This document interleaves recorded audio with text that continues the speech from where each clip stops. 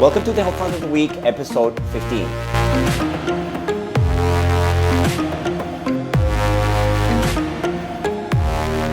Hi, my name is Alejandro Flores, certified fitness and nutrition coach with Altus Fitness.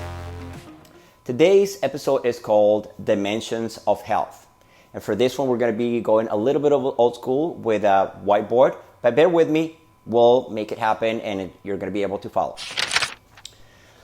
Okay, so you've heard me talk about health all day long for the better part of 15 weeks. So everything that I talk about in this channel is health related somehow, some way. It's mental health, physical health, it's nutrition, it's like misleading information, whatever it is that just to help you navigate through the misinformation out there. So today I'm going to actually take a break and I am going to tell you what I mean by health. So today's episode was once again called Dimensions of Health. And the reason why it's called like that is because health is very deep and wide. All right. So there are several different factors that will make up your health. All right. I don't know if you can see the whiteboard right here, but I'm going to show you and I'm going to explain a little bit. So there are three main dimensions to health. All right. So there is the physical, which is the one that pertains most of what I do. However, this is also going to in turn impact the mental dimension to your health, and one that we tend not to pay too much attention to these days especially, but it's equally important, is the spiritual health. All right. Now, when it comes to, those are the three dimensions of health. So those three dimensions, actually, it's like the Holy Trinity. I mean, those three main factors make up your health. Okay. Now, when it comes to the physical health, though, that's where I can help the most. Now that I can't help on the other two, because as I said, like your physical health will definitely, there's tons of research showing, for example, how things like your gut health, your gut bacteria will impact like serotonin levels and dopamine levels and things like that are actually going to make your brain function, react, and operate a little better, right? So they are strictly related, and that's the most important takeaway from all this, right? Now, within the physical aspect of your health, there are 5 different, this is the way I learned it at least, it's called the 5 pillars of health, all right? So the 5 pillars of health are the 5 variables that you actually have to make sure you balance out in order to be a healthier person in the physical realm, in the physical aspect, right? So those are, in not any specific order. I mean, if I show this video to 1,000 people, I'm pretty sure I'm going to have 1,000, maybe 500 different opinions on which one you should prioritize. So that's why I'm going to talk about them all equally important, at least from my perspective. And you may or may not agree with this, but this is just taking a nominal value, right? So there's nutrition, physical exercise, hydration, stress management, and sleep. Okay? So once again, it's these days you kind of see people, and there's like my experience tells, like the people that are making good progress with their weight loss, for example, or their performance goals, and all of a sudden they come to a halt, almost like they hit a wall, something as little as hydration, which is actually pretty big. And what I mean by hydration is hydration and electrolytes. So it comes back to nutrition. So you're starting to see how all of these are linked together. And that's why it's so important for you to make sure that you are aware of all those 5 variables, and you have to do your best to balance them out. Listen, if you work with me, if you have listen to and watch my videos, by now you will know how, to me, it's more important for you to start making progress than to focus on perfection and on your end goal. Why? Because otherwise you're going to feel demotivated, like 99% of the people that start a diet do, and then basically they drop off, right? So that's not what I want. However, the 3 steps to my method: awareness, education, implementation, and much like what you see here, awareness and education go hand in hand. And that's what I'm doing right here. I'm trying to educate people so that you don't leave anything out. You don't let anything fall through the cracks when it comes to you making progress and achieving your health goals. Remember what it is. Your performance goals are going to come from you minding your health. Your weight loss goals are going to be achieved when you mind your health as a whole. That's what we're doing here. All right. So nutrition, having the right type of macronutrients, meaning carbohydrates, fats, and protein, very important, very key. Everyone will have different needs, but everyone will have minimum requirements of them.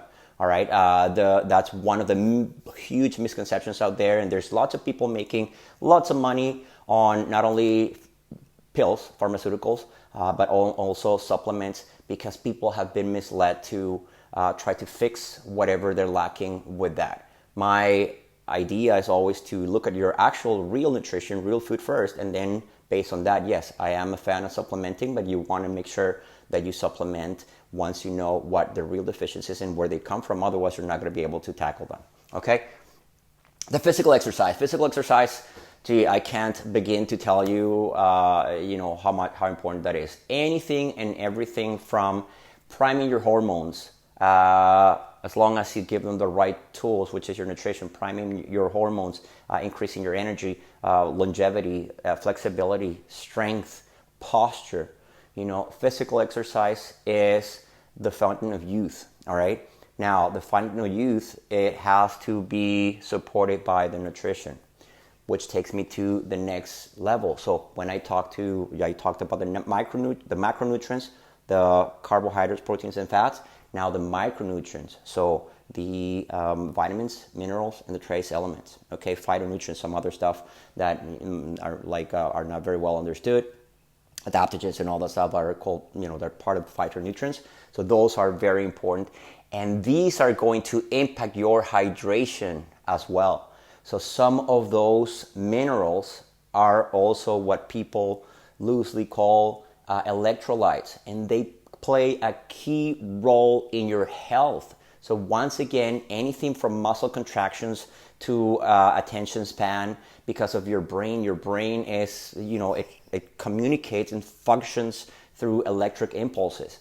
And your electrolytes are actually going to facilitate, they're actually going to make sure that you have proper contact between your neurons, right? So everything, like from your reproductive organs to your brain, are going to be impacted by that. And we, more often than not, like I see people that are making great progress, and all of a sudden Alejandro, I don't feel this anymore. Well, what is it? Have you, I don't know, what's your hydration like? Well, I have, okay. So, no, I'm having like 2 liters of water a day. Okay, so you're still, that's strange. What's your sodium intake? Oh, no, I don't, sodium is not very good for your blood pressure, which is complete BS, of course. So no, I cut my sodium. Oh, the main electrolyte that your whole body and your brain rely on to function properly, you're cutting it off.